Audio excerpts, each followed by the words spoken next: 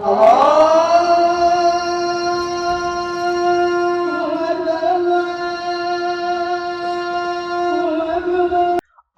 রমজান মাসে গ্রাহকদের দুশ্চিন্তা।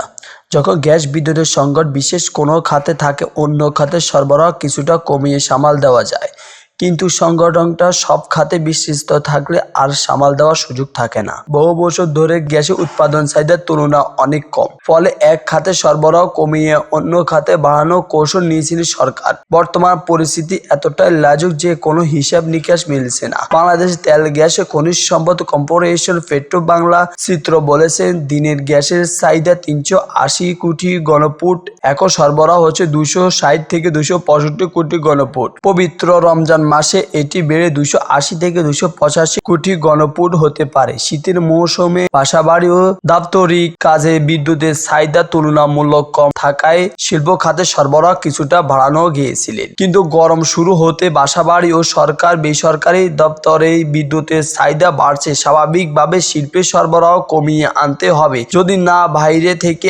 আমদানি বাড়ানো যায়। চলতি বছর শীতের পুরোটা সময়টা বাসাবাড়িতে গ্যাসের সংকট ছিল।